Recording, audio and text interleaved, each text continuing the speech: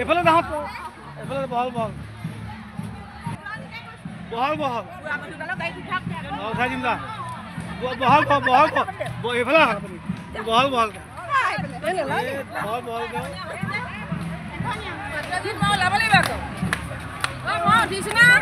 এইবোৰ নকৰিব নকৰিব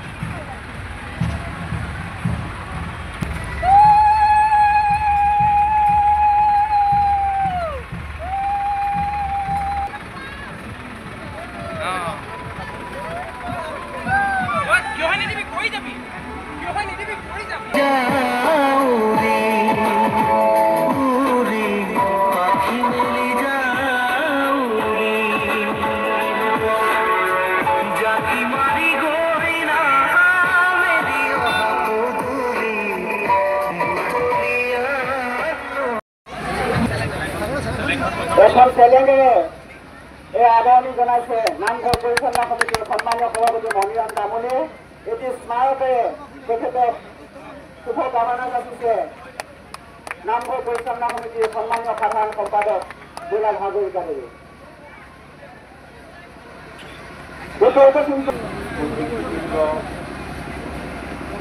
যোদ্ধাসকলক প্ৰণাম জনাইছো সকলোৰে মনত বিষাদৰ ভাৱ সৃষ্টি কৰি আমাৰ মাজৰ পৰা চিৰদিন পৰালৈ আগুৰি যোৱা মুনিচুলাল ডাঙৰীয়াক আমি এই শুভ মুহূৰ্তত শ্ৰদ্ধাঞ্জলি জনাইছোঁ আৰু তেখেতৰ আপোনাৰ প্ৰশান্তি কামনা কৰিছোঁ এই মহান ব্যক্তিগৰাকীয়ে অসমীয়া জাতিক বিশ্বত প্ৰতিষ্ঠা কৰিবলৈ সক্ষম হৈছিল এনে এগৰাকী মহান ব্যক্তিক এই শুভ মুহূৰ্তত আমি সকলোৱে একেলগে শ্ৰদ্ধাঞ্জলি আমি জয়জয়তীয়ে আজি এই সোণাৰী 50টা বছৰ অতিক্ৰম কৰা সোণালী জয়ন্তী মাননীয় সভাপতি গোস্বামী ডাঙৰীয়া যিটো বীজ ৰোপণ কৰিলে কমলাবৰীয়া যুৱ সংঘৰ নামেৰে সেই বীজ আজি 50টা বছৰ অতিক্ৰম কৰি এক পূৰ্ণ যৌৱন প্ৰাপ্তি হ'ল এইকাৰণেই কৈছোঁ যে পূৰ্ণ যৌৱন প্ৰাপ্তি কমলাবৰীয়া যুৱ সংঘই এই অঞ্চলটোৰ কল্যাণৰ নিমিত্তে বিভিন্ন সময়ত বিভিন্ন ধৰণৰ কাম কৰি আহিছে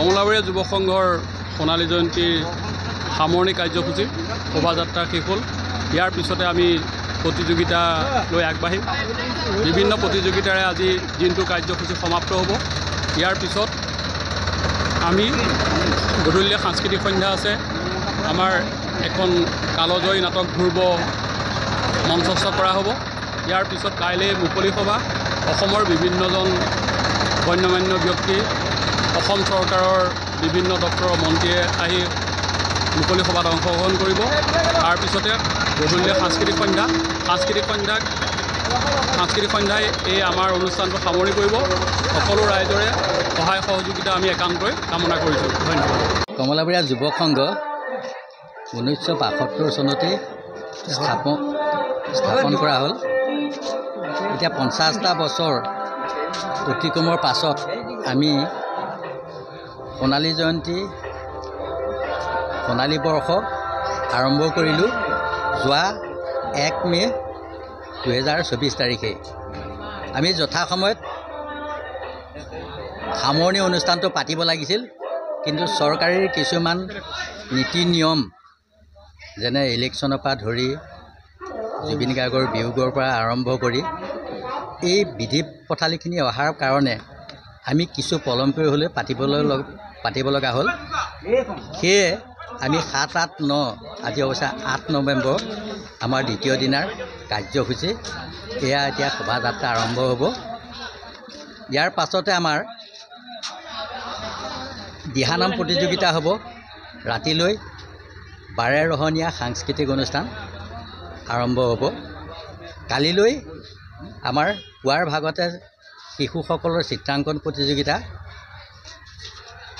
দুপৰৰ ভাগত মুকলি সভা আৰু ৰাতিলৈ সাংস্কৃতিক সন্ধিয়াৰে আমি এই সোণালী জয়ন্তী বৰ্ষ সামৰিম বুলি মনতে সংকল্প কৰিছোঁ। উত্তৰ পশ্চিম যোৰহাটৰ অন্যতম ক্ৰীড়া সামাজিক আৰু সাংস্কৃতিক অনুষ্ঠান কমলাবৰীয়া যুৱ সংঘ। এই কমলাবৰীয়া যুৱ সংঘই 50 বছৰত ভৰি দিলে। 1973 চনতে প্ৰতিষ্ঠা হোৱা কমলাবৰীয়া যুৱ সংঘই এই বৰ্ষত সোণালী জয়ন্তী বৰ্ষজোৰা কাৰ্যসূচীৰে আয়োজন কৰিছে। কমলাবৰীয়া যুৱ সংঘ এই কমলাবৰীয়া গাঁও এক ঐতিহ্যপূৰ্ণ। উভতি চাওঁ যদি আমি কমলাবৰীয়া গাঁৱৰ ইতিহাস, এইখন গাঁৱতে জন্ম লাভ কৰিছিল অসমৰ প্ৰথমগৰাকী ৰাষ্ট্ৰপতি পুৰস্কাৰপ্ৰাপ্ত প্ৰধান শিক্ষক বাবুলানাথ গোস্বামী। গতিকে তেনে ঐতিহ্যৰে সমৃদ্ধ এই কমলাবৰীয়া গাঁৱৰ এই বৰ্ষজোৰা ৰূপালী জয়ন্তী কাৰ্যসূচী, সোণালী জয়ন্তী কাৰ্যসূচীৰ এই সামৰণি অনুষ্ঠানৰ আজি দ্বিতীয় দিন। এই দ্বিতীয় দিনত প্ৰথম দিনা বিভিন্ন প্ৰতিযোগিতা হ'ল। ৰাতিলৈ পাপৰি কবি গণেশ গগৈ ডাঙৰীয়াৰ শকুনি প্ৰতিশোধ নাটক মঞ্চস্থ হ'ল। আজি এতিয়া সাংস্কৃতিক শোভাযাত্ৰা, ইয়াৰ পাছত প্ৰতিযোগিতা, আজি ৰাতিলৈ সাংস্কৃতিক অনুষ্ঠান, কালিলৈ দিনত মুকলি সভা য'ত অসমৰ কেইবাজনো বিশিষ্ট ব্যক্তিয়ে অংশগ্ৰহণ কৰিব আৰু কালিলৈ ৰাতিলৈ সাংস্কৃতিক অনুষ্ঠানেৰে সামৰণি পৰিব। ঐতিহ্যমণ্ডিত এই কমলাবৰীয়া গাঁৱৰ এই সোণালী জয়ন্তী কাৰ্যসূচী 3 দিনীয়া কাৰ্যসূচীত সকলো ৰাইজৰ সহায় সহযোগিতা আমি আন্তৰিকতাৰে কামনা কৰিছোঁ।